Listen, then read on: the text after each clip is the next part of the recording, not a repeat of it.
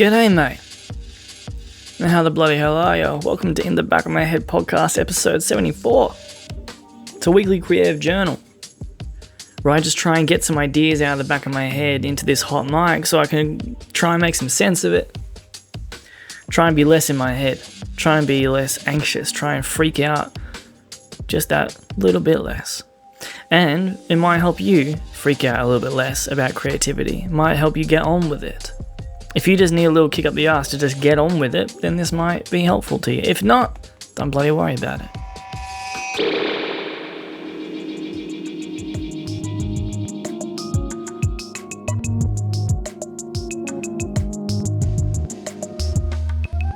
A few episodes back, I spoke on the fact that I have an EP coming out. I've got a few EPs coming out, a few musical EPs coming out. I've had a few locked and loaded for a little while. I'm just putting the finishing touches on them, but they're all going to come out around the same time, as in like a few months apart from each other.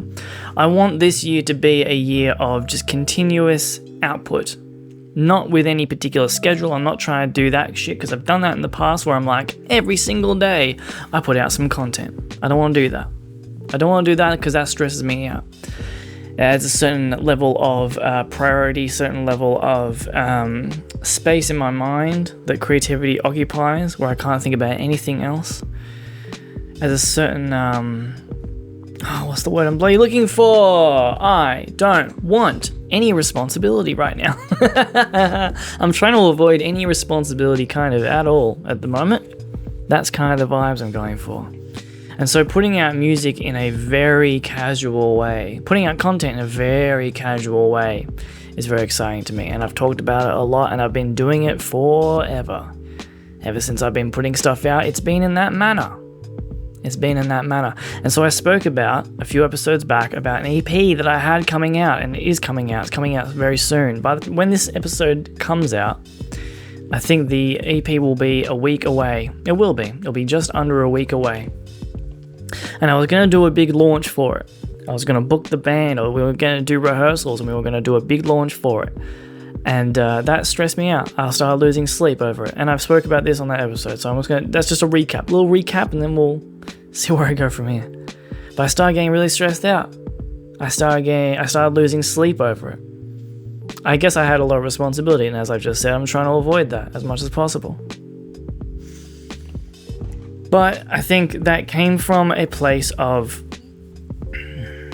I've always released stuff very, very casually, and I really bloody appreciate it.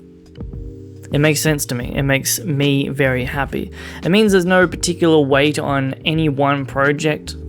Every kind of project is a journal entry, just like this podcast. Every piece of content that I put out, and when I say content, I mean a drawing, I mean a song, I mean a podcast, I mean anything that I throw out there onto my Instagram or my website or what have you as, hey, here's another thing that I did. It's just another journal entry into where am I at today? What am I focused on today? What am I excited about today? I find it very liberating. I find that extremely liberating. I find it extremely motivating because there's always the next one, there's always the next day. But then I've been hanging out with some more musicians as of late who are doing it in a more traditional way. And by traditional, I mean just over the past, let's say 50 years of like really putting in the effort, really putting in the time for a single release. Putting in the ads, doing the ads on social media, doing the launches, releasing singles leading up to an album over the course of a year, taking over a year, if not 2 years, to record and polish an album. Kind of more what you would expect from an album. An album, a music album, should only take so long. Sorry, I misspoke. An album takes as long as it takes. To gather the musicians, to write the songs, to gather the musicians, to select the songs that you want, to book the studio time, to record it, to get it mixed, to get it mastered, to do the artwork, and then to start releasing the singles, and then to build up towards this great big launch, and then post-launch you should probably do a tour to support that album.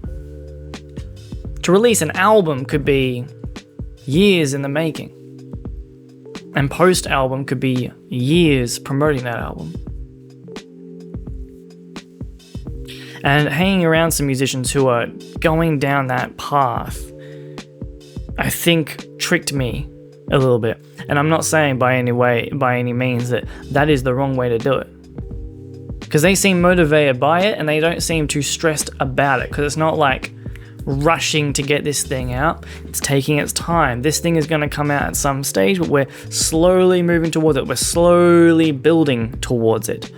Rather than mine is kind of just this rapid fire, like, start the thing today, finish it today, put it out tomorrow. Fucking sweet one, mate. I'll see you next time.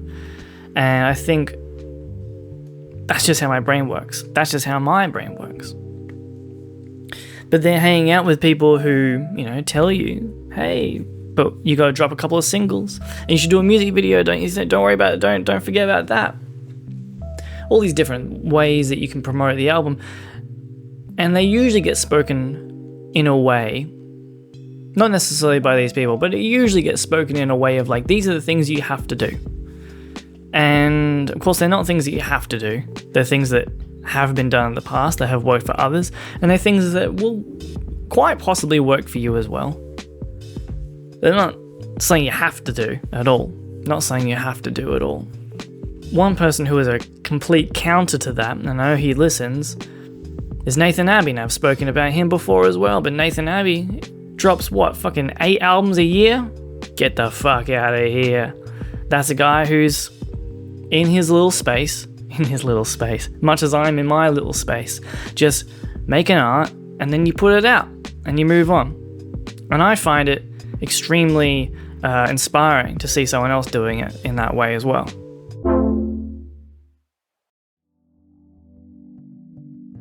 But I've been thinking about how it's done just online in general, because I lost all motivation to put out that record, that EP. But now it's coming out. I'm actually really excited about it. And I've started making content for it to try and promote it. And I don't think I'm going to be promoting it in any way that is going to really garner much attention, that is really going to get people turning their heads or get me many plays at all. If I break 1,000 plays on a single song and I can remove that little fucking icon on Spotify, that'd be huge. That'd be a huge deal for me.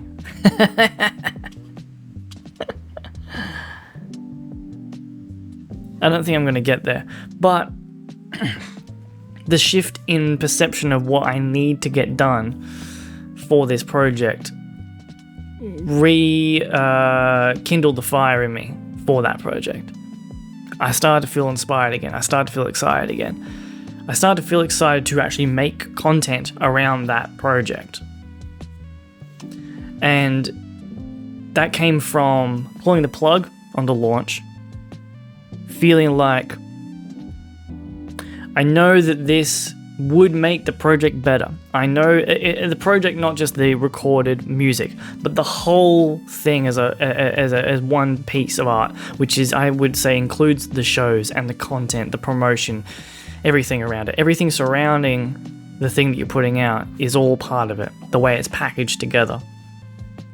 So removing the launch is going to hurt it. Yeah, it's going to hurt it. It's going to hurt it. It's going to be, in some regards, worse without having that launch, without having the band playing that music live, because the people like to see it live. I wanted to play it live, but I realized my heart couldn't pull that off. I just didn't have the capacity for that. And it was hurting my inspiration to actually put this music out at all.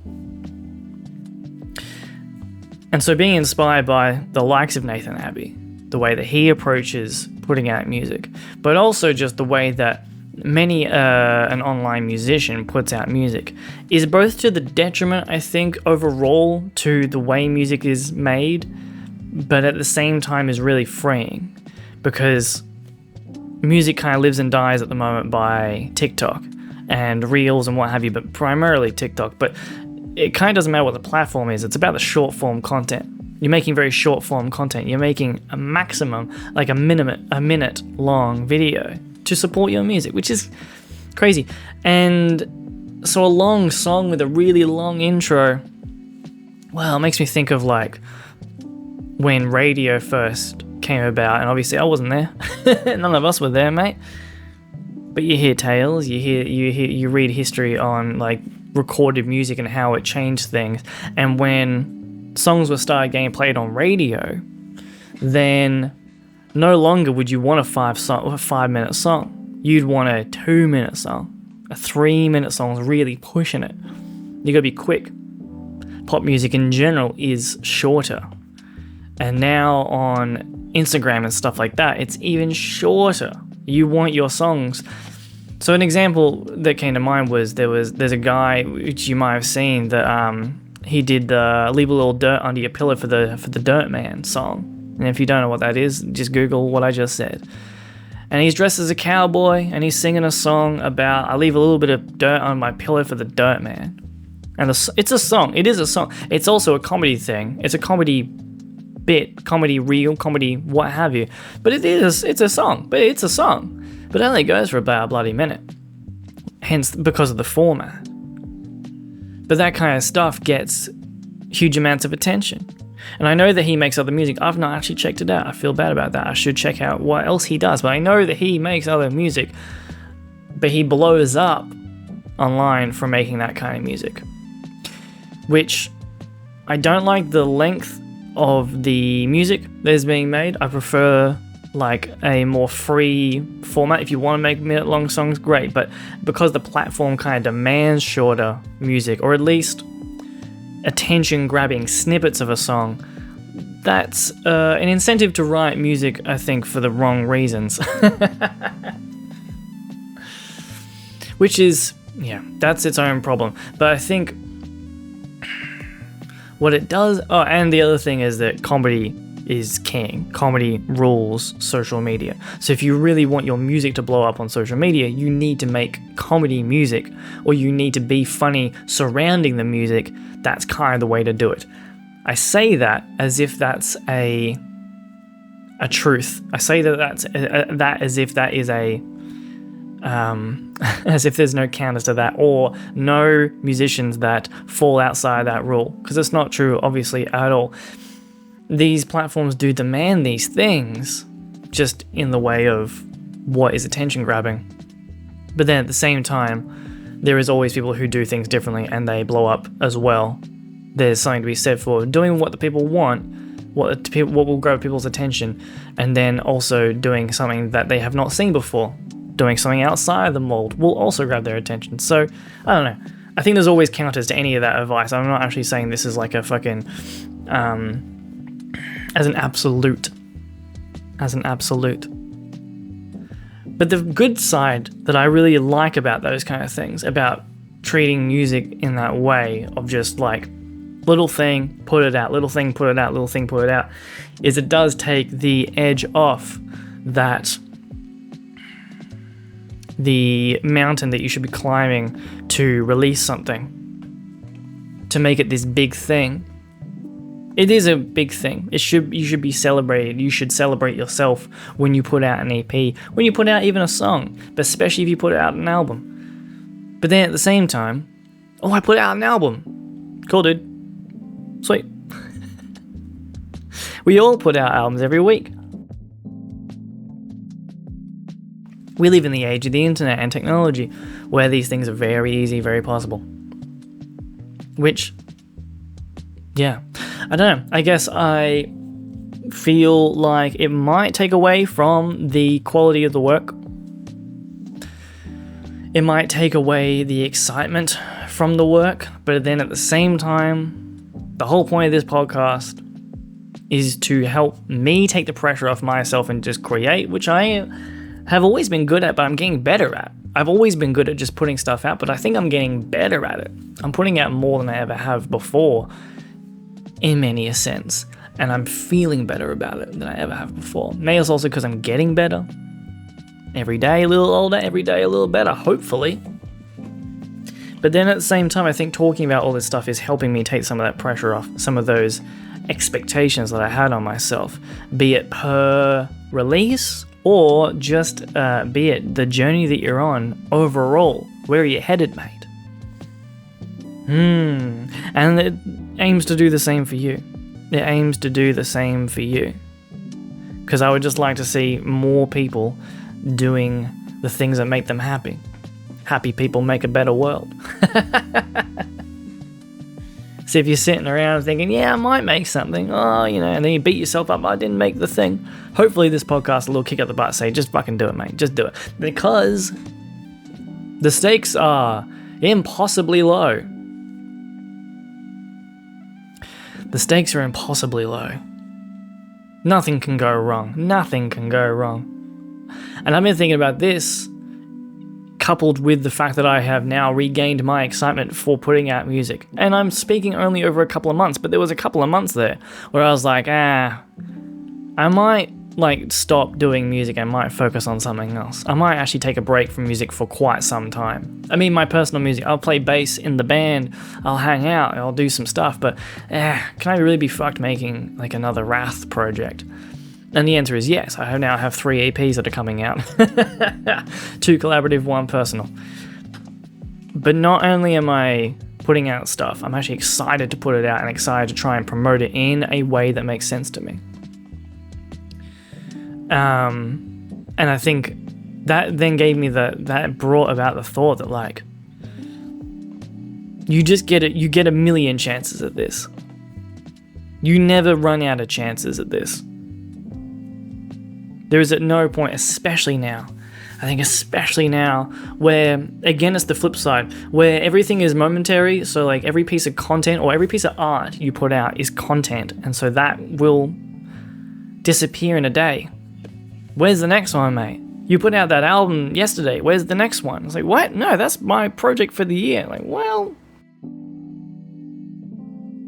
So if you treat your art like content and you promote it like content, then it will probably have that vibe to it that like no one gives a shit, so it's not like people are expecting more, but it might take some of the weight off it, which, maybe your work deserves.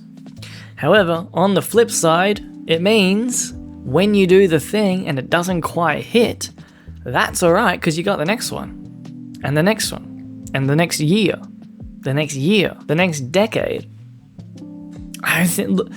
I hate to be affected by being 30. I hate to be affected by being 30 as much as I have been, but I'm 31 now. I'm through my first year of being 30, and I bloody tell you what, I thought that it wouldn't hit me, but it did. It did hit me because I thought to myself of putting music out when I was in my teens, when I was like 18, maybe 17, when I started putting out music. And it was dog shit. But at the time I was like, is this one going to be the one that's going to like garner me some fucking fame? Is this the one that people are going to notice? Okay, this one wasn't the one that was going to get me noticed. But maybe this one is. That one didn't do it either. But maybe this one, and this one, and this one. I took a lot of swings. And I didn't promote any of them properly. And I know that's a big part of the reason. Is I didn't promote any of them properly. I never promote things properly. What's properly though? I never promote them properly, but what is that? What does that mean? But I've taken a lot of swings. And I'm feeling really excited to take some more.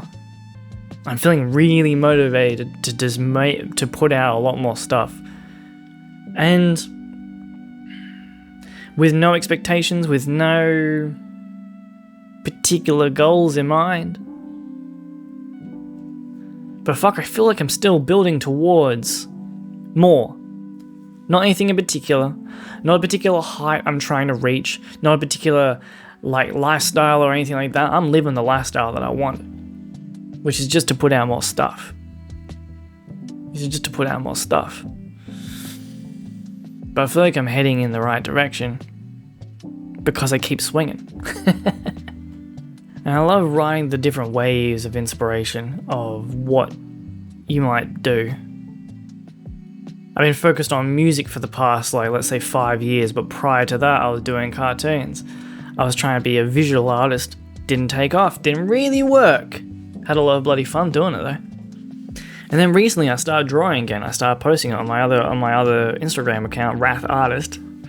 And I don't think it's shit hot, but people have liked it. People are like, hey man, what the fuck? When did you learn to draw? I was like, I actually thought this was what I was gonna do, was gonna be an illustrator. But I never really put in the time and effort to learn the basics or anything like that with that. But the fact that I flick between the two is, on a bad day, demoralizing, and on a good day, very exciting. Because it's just another swing. It's just another shot.